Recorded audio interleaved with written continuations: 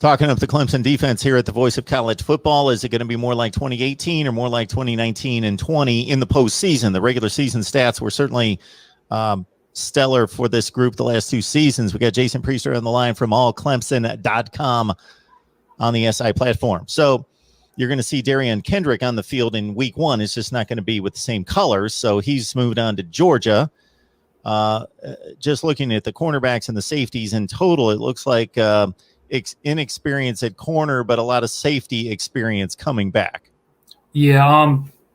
To me, one of the biggest questions on this team is safety.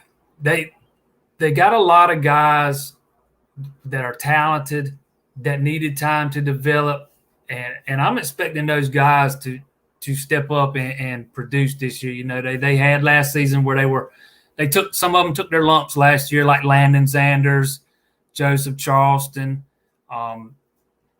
Jalen, was his last name Smith? There's so many of them, I can't remember all their names right off the top of my head. But Jalen Jalen Phillips. Yeah, those guys, you know, they played a lot last year, took some lumps, and I think they're going to be better this year. I thought Clemson was a little undersized at safety too. Another thing I think the shutdown hurt with, you know, they weren't in the weight room all spring and summer. But with Nolan Turner coming back, he's kind of a on-the-field coach. He's been around so long. I think this group of safeties is going to be better than what we saw last year. And they're going to need to be because, you know, Ohio State torched Clemson secondary last year. LSU torched Clemson secondary year before last. I mean, those guys have got to be better in the big games than what they have been. But I also like what Clemson's got at corner, too. I know there's not a ton of experience. I think Andrew Booth has got the talent to be as good as any cover corner in the country. He's just that talented. He's got it. I know he had some injuries last year he was dealing with off and on that kept him from ever really being 100%, I think. I think Sheridan Jones is another guy who's going into his third season. He doesn't get a lot of publicity. He took some lumps last year too, but I think he's going to take a step in his development and be really good. Another guy I'm really high on at corner is Fred Davis, a former five-star guy. He's going into his second year. And there's a freshman coming in named Nate Wiggins, who's I think is going to be really good. The coaches were really thrilled with how he progressed during the spring. I think we could see him on the field a lot in this secondary. I'm not saying he's going to start or anything, but Clemson likes to roll in a lot of guys. So I think he's going to play a lot, and I think they're going to rely on him this year. I think they're going to need to rely on him because corner is one of the spots where they do not have a lot of depth. I think they've got 6 scholarship cornerbacks maybe, so they're going to need Wiggins to step up and produce this year.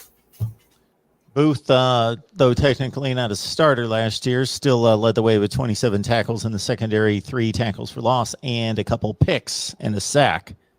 Got Jason Priester on the line. I saw a number from Booth the other day, and I wish I'd have wrote it down, and I can't remember what it was, but it was something after the first game about how many passing yards. I think he'd give up less than 100 yards passing the rest of the season or something like that. It was something impressive after the season opener. I can't remember what it was specifically, though. I remember I had to do a double take on it, though. But, yeah, I'm really high on Andrew Booth. I think he's going to have a big season, and we'll start seeing his name being mentioned maybe first, second round of some of these mock drafts toward the end of the season. He's that good. I'll roll out a couple stats about the Clemson defense that pretty much point to what we're talking about. Not necessarily everybody remembering the one disappointing game at the end of the year, but the way the defense has performed throughout the season. So Clemson surrendered 30 touchdown drives and 11 field goals last year in 166 opponent possessions. 75% of the time they had a success rate. That was 9th best in the country of just stopping teams' non-scoring drives. Yeah. Brent Venables is one of the highest paid assistant coaches in the country for a reason, man. He's what Clemson's done on defense in the last few years is just been so impressive. I don't care if they do play in the ACC. I know the ACC is not the SEC or the Big 10 or the Big 12. It's probably with the Pac-10 or the Pac-12 is probably the 2 weakest Power 5 conferences out there. But it's still Power 5 football, and they're just dominating teams. But one area I do think that they've got to get better in is not getting caught looking at the sidelines when the ball is snapped. I know Brent Venables loves to wait to the last minute to send the signals in, but we saw some teams taking advantage of that last year. That first Notre Dame game, they were doing some things to kind of catch Clemson on their heels. Ohio State took advantage of it and really burned Clemson with it. We've seen Syracuse do it in the past and have success. But I think that's something they might have to, look into tweaking a little bit this year so they don't get caught on their heels quite so often, especially like we saw in the Ohio State game. And the sack rate was still the third best in the country among Power 5 teams last year and could be even better this year. And if you look at that, and if you look at the sacks, it's spread out. It's not like one or two guys getting all the sacks. I can't remember who led the team in sacks last year, but I think it was only like 5.5 or something like that was the most any one guy had. So the sacks are coming from everywhere. It's not just one or two guys you're having to rely on.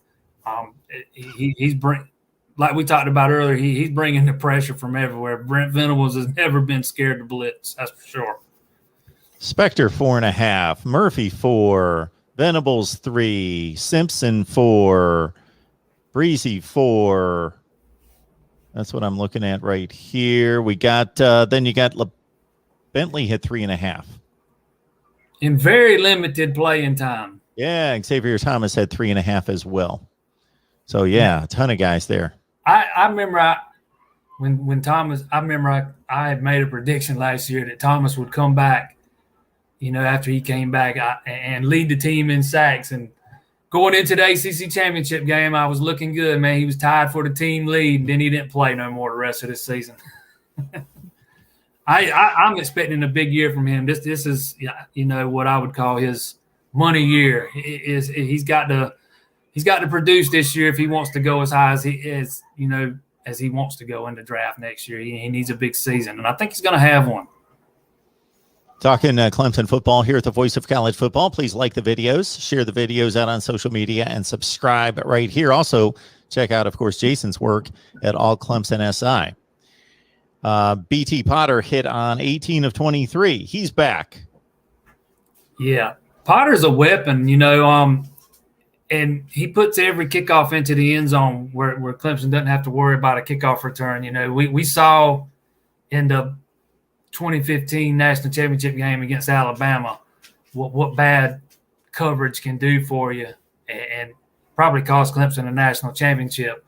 And ever since then, they've made it a priority to not let that happen again. And BT Potter is a weapon. He's got probably one of the strongest legs in the country. He can kick field goals from 60 yards, and if he don't want you to run one back on a kickoff, you're not going to. He can kick it out the back of the end zone pretty much every time, man. That's some kind of weapon. And their punter, Will Spires, he's been around a long time. Clemson fans used to rag on him a lot because he doesn't have the strongest leg. But I'm telling you, he was solid last year. Last year he had his best season by far. He was solid for Clemson in the punting game. He's not going to be a guy that routinely kicks 50-yard punts. You're not going to see him hitting 160 or anything like that. But he's going to be a guy that he knows how to kick them where teams aren't able to return them against you. So the net's always good. And then with the punt and kickoff return duties, Michael Dukes is listed right here as the guy, but it seems like from team to team, that's something they typically sort out in August. Don't want to get your best player killed back there, but want to have somebody obviously that's going to secure the ball, number one, and then it's going to be some kind of threat. Yeah, I wouldn't even venture a guess who's going to be returning kicks right now. I think that's going to be an open competition well into the fall, but we've seen Clemson in the past say not use their best returners till late in the season. Like over the last couple of years, we've seen them use Travis Etienne as a kick returner, but not until late in the season in the bigger games. I know they've used Dixon to return kicks some. We might see him back there, but it wouldn't surprise me to maybe see a guy like Shipley returning kicks because he's so fast and he's got good hands. I wouldn't even venture a guess as to who's going to return kicks right now. Though. There's just no telling. there's a lot of guys on that roster capable of doing it. But like you said, you don't want to get your best players hurt either, though. So you got to walk a fine line with that thing there. All right, Jason, we appreciate the recap, running through the Clemson offense and the Clemson defense. Good stuff. Anytime, man. Anytime.